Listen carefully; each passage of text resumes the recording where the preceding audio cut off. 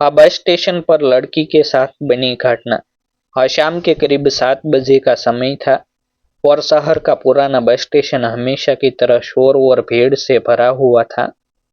कहीं चाय वाले की केतली से उठती भाप थी, तो कहीं ऑटो चालकों की ऊंची आवाज में सवारियां बुलाने की होड़। और टिकट खिड़की के सामने लंबी कतार लगी थी और प्लेटफॉर्म पर खड़ी बसों से निकलती डीजल की गंध हवा में धुली हुई थी। उसी भीड़ में एक दुबली पतली सी लड़की हाथ में छोटा सा बैग लिए इधर उधर घबराई निगाहों से देख रही थी। और उसका नाम कविता था। उम्र मुश्किल से 20 साल रही होगी। चेहरे पर थकान और आंखों में डर साफ झलक रहा था। वह लगातार मोबाइल फोन को देख रही थी, जैसे किसी का इंतजार कर रही हो। लेकिन हर गुजरते मिनट के साथ उनकी बेचैनी बढ़ती जा रही थी। असल में कविता को अपने गांव से शहर के कॉलेज तक रोज बस से आना जाना पड़ता था और आज पहली बार उसकी बस छूट गई थी। आखिरी बस जाने के बाद स्टेशन पर रुक जाना उसके लिए किसी डरावने सपने से कम नहीं था। क्योंकि घर वालों को लगता था कि वह सुरक्षित समय पर लौट आएगी। लेकिन आज मोबाइल की बैटरी भी 5% पर थी और नेटवर्क बार बार गायब हो रहा था। तभी स्टेशन के एक कोने में खड़े कुछ लोग उसकी तरफ अजीब निगाहों से देखने लगे। जिनमें से एक आधेड़ उम्र का आदमी धीरे धीरे उसके पास आया और बनावटी मुस्कान के साथ बोला कि कहाँ जाना है बेटी, मैं छोड़ दूंगा। और उसकी आवाज में ऐसा कुछ था जिससे कविता का दिल और तेज धड़कने लगा। उसने तुरंत मना किया और दूसरी तरफ खिसक गई। मगर उस आदमी की नजरें अब भी उसका पीछा कर रही थी। स्टेशन पर मौजूद भीड़ होते हुए भी कविता को पहली बार एहसास हुआ कि इंसान भीड़ में भी कितना अकेला हो सकता है। वह एक बेंच पर बैठ गई और बैग को कसकर पकड़ लिया। मन ही मन भगवान से प्रार्थना करने लगी कि कोई भरोसेमंद मदद मिल जाए। और तभी उसी बेंच के पास एक महिला आकर बैठी, जिसका नाम सरला था। सरला लगभग 40 साल की थी और हाथ में सब्जियों की थैली थी। उसने कविता की हालत देख ली और धीरे से पूछा, हाँ बेटी, सब ठीक है ना। इस एक सवाल में इतनी सच्चाई और अपनापन था कि कविता की आंखें भर आई और उसने पूरी बात बता दी कि उसकी बस छूट गई है, फोन की बैटरी खत्म हो रही है और वह डर रही है। सरला ने तुरंत अपने फोन से कविता के घर पर कॉल लगाया और उसके पिता से बात करवाई। पिता ने राहत की सांस ली, लेकिन बोले कि रात बहुत हो गई है, अगले गांव की बस सुबह ही मिलेगी, अब क्या किया जाए। सरला ने बिना सोच से कहा कि मैं भी उसी तरफ जा रही हूँ, आप चिंता मत कीजिए, लड़की मेरे साथ रहेगी। पिता ने बार बार धन्यवाद कहा और कॉल कट गया। कविता को लगा जैसे उसे अंधेरे में एक छोटा सा उजाला मिल गया हो। लेकिन कहानी यहीं खत्म नहीं हुई, क्योंकि उस आदमी की नजरें अब भी दोनों पर टिकी थी और वह धीरे धीरे पास आने लगा। उसने फिर से वही बात दोहराई कि रात हो गई है, अकेली लड़की को परेशानी होगी, मैं मदद कर देता हूँ।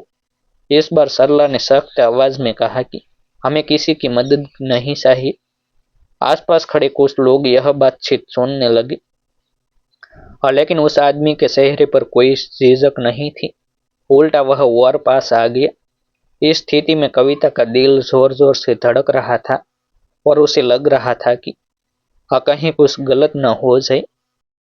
और तभी प्लेटफॉर्म पर ड्यूटी पर तैनात एक होमगार्ड जवान आया, जिसका नाम रवि था। रवि ने देखा कि माहौल ठीक नहीं है और उसने सीधे उस आदमी से पूछा कि यहाँ क्या हो रहा है। आदमी कुछ बहाना बनाने लगा, लेकिन सरला ने सारी बात साफ साफ बता दी कि यह व्यक्ति बार बार परेशान कर रहा है। रवि ने तुरंत उसे सख्त चेतावनी दी और वहां से हट जाने को कहा। आदमी गुस्से में कुछ बड़बड़ाता हुआ चला गया। उस पल कविता को पहली बार लगा कि इंसानियत अभी पूरी तरह मरी नहीं है।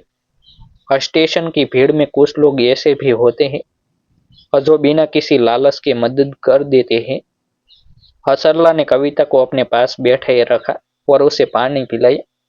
उसके कंधे पर हाथ रख कर बोली कि डर मत, जब तक तेरे घर से कोई न आए या कोई सही इंतजाम न हो, तो मेरे साथ ही रहेगी।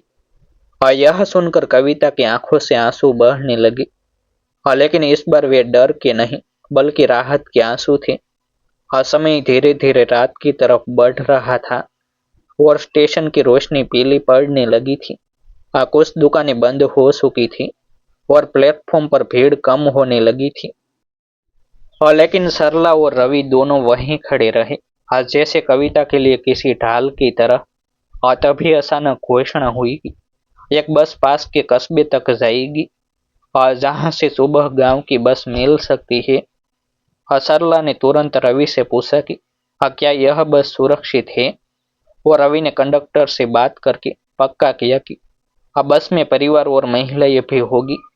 सरला ने कविता से कहा कि तू इसी बस से चल, मैं भी इसी में जाऊंगी। कविता को थोड़ी हिम्मत आई, लेकिन मन में अभी भी डर था कि आगे क्या होगा। बस के आने तक वह बार बार पीछे मुड़कर देख रही थी कि कहीं वही आदमी फिर से न आ जाए। स्टेशन पर लगी घड़ी की टिक टिक जैसे उसके दिल की धड़कन बन गई थी। अब बस आई तो उसमें चढ़ते समय कविता के हाथ कांप रहे थे। सरला ने उसका हाथ पकड़ा और बोली, डर को पकड़ने मत दे, साहस पकड़। और कविता को लगा जैसे यह शब्द उसके भीतर ताकत भर रहे हो। अब बस धीरे धीरे स्टेशन से बाहर निकली और कविता ने खिड़की से बाहर देखा तो उसे लगा कि आज का यह सफर सिर्फ रास्तों का नहीं, बल्कि उसके जीवन का भी एक बड़ा सबक है कि दुनिया में बुरे लोग भी है और अच्छे लोग भी। फर्क सिर्फ इतना है कि मुसीबत के समय कौन सामने आ जाता है। बस की हेडलाइट अंधेरे को चीरती हुई आगे बढ़ रही थी और कविता के मन में कई सवाल चल रहे थे कि आगे क्या होगा। क्या वह सुरक्षित घर पहुंच पाएगी। बस जैसे ही स्टेशन की सीमा से बाहर निकली, कविता ने पहली बार गहरी सांस ली। उसे लगा कि शायद सबसे बड़ा डर पीछे छूट गया है। लेकिन किस्मत ने अभी पूरी परीक्षा लेना बाकी रखा था। रास्ता सुनसान होता जा रहा था। एका दुक्का ढाबे की रोशनी दूर से दिखती और फिर अंधेरे में खो जाती। अब बस के अंदर कुछ यात्री सो रहे थे और कुछ मोबाइल में लगे थे। सरला कविता के पास बैठी लगातार उससे बातें करती रही, ताकि उसका मन मजबूत बना रहे। तभी अचानक बस एक सुनसान मोड़ पर आकर रुक गई। ड्राइवर नीचे उतरा और कंडक्टर से कुछ फुसफुसाने लगा। यात्रियों में हलचल मच गई। किसी ने कहा टायर पंचर हो गया है, तो किसी ने कहा इंजन गर्म हो गया है। कविता का दिल फिर से घबराने लगा, क्योंकि वही आदमी उसे दूर सड़क किनारे खड़ा दिखाई दिया, जो बस स्टेशन पर उसे परेशान कर रहा था। यह देखकर कविता का शरीर कांपने लगा और उसने सरला का हाथ कसकर पकड़ लिया। सरला ने तुरंत स्थिति समझ ली और कंडक्टर से कहा कि अब बस यहीं से आगे न बढ़ाई जाए, जब तक पुलिस को सूचना न दी जाए। कंडक्टर ने पहले टालने की कोशिश की, लेकिन सरला की आवाज में आत्मविश्वास था। तभी उसी समय रवि होमगार्ड का फोन आया। उसने बताया कि उसने उस आदमी की गतिविधि संदिग्ध लगने पर पुलिस चौकी को पहले ही खबर कर दी थी। कुछ ही मिनटों में एक पुलिस जीप की लाइटें अंधेरे में चमकने लगी और वह आदमी भागने की कोशिश करने लगा। मगर पुलिस ने उसे पकड़ लिया। पूछताछ में पता चला कि वह पहले भी अकेली लड़कियों को बहला फुसला कर लूट चुका था और आज भी वही इरादा लेकर स्टेशन पर घूम रहा था। और यह सुनकर बस में बैठे यात्रियों के चेहरे पर गुस्सा और राहत दोनों भाव एक साथ उभर आई। कविता की आंखों से आंसू निकल पड़े, लेकिन इस बार ये आंसू डर के नहीं, बल्कि शुक्रगुजारी के थे। पुलिस ने उस आदमी को गाड़ी में बिठाया और बस को आगे बढ़ने की अनुमति दे दी।